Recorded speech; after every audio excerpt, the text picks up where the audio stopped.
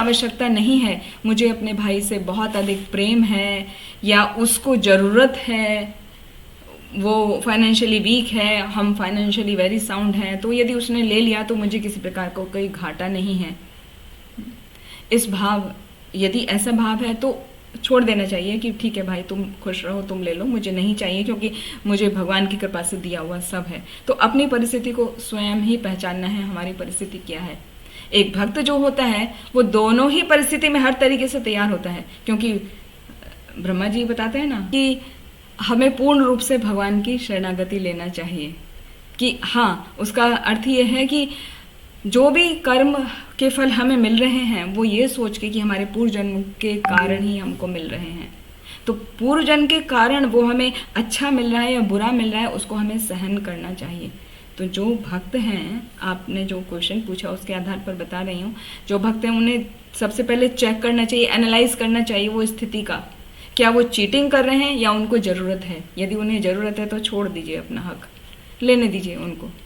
लेकिन यदि वो चीटिंग कर रहे हैं तो बराबर अपने हक के लिए चीटिंग मत होने दीजिए, क्योंकि कोई आपको ठग जाए वो एक भक्त का कार्य नहीं है। भक्त हमेशा स्मार्ट होता है, बुद्धिमान होता है, वो चतुर होता है। हाँ, भक्त बड़ा चतुर, भक्त बेवकूफ़ नहीं होता है। तो उसे सबसे पहले एनालाइज करना चाहिए स्थिति को, क्या स्थिति है। यदि वो वीक हैं किसी भी तरह से, फाइनेंशियली वीक हैं, तो उनको लेने दिया जाए, और यदि वो चीटिंग कर रहे हैं तो उनको चीटिंग नहीं करने दिया जाए, अपना सामना करा जाए, जरूर लड़ा जाए अपने हक के लिए। क्योंकि किसी की धोखा देने में यदि आप शामिल हो रहे हैं, उनको छोड़ देते हैं कि वो धोखा दे रहा है, आपको पता चल रहा है कि वो धोखा दे रहा है, फिर भी उसको देने दे रहे हैं, तो वो गलती आपकी भी है, उसका कर्म का फल आपको भी मिलेगा, क्योंकि आपने सहन किया ना। धोखा नहीं, जब पता चल जाता ना कोई व्यक्ति आपको धोखा दे रहा है, वहां से हट जाना चाहिए। किस तरह हटेंगे वो परिस्थिति के अनुसार डिपेंड करता है। यहाँ पे यदि प्रॉपर्टी का मामला है तो हटने का मतलब यहाँ पे बिल्कुल अपने हक के लिए लड़ना चाहिए। हटना केवल उस केस में है यदि उनको ज़रूरत है तो छोड़ दीजिए, ठीक है, उनके बच्चे हैं, उनको पढ़ाना है, अभी शादी ब्याह करना है, आप सब कुछ कर चुके हैं, आप फ्री हो गए हैं, तो I don't know what is your condition, ऐसा सोच के आप फैसला ले सकते हैं। ठीक है संतोषी माता जी, आई थिंक आप समझ सकते हैं। आपने बहुत अच्छे समझाया माता जी, धन्यवाद बड़ा।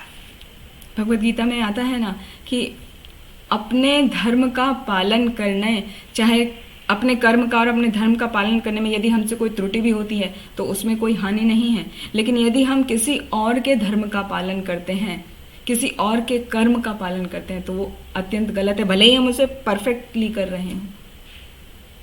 तो सबसे पहले वो जानो, ज्ञान लेकर कि हमें करना क्या है, हमारा कर्म क्या है, जो सही है वही करना चाहिए।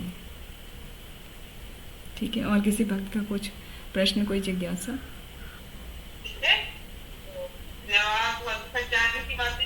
बहुत सुंदर, कक्षा के लिए बहुत सुंदर आपने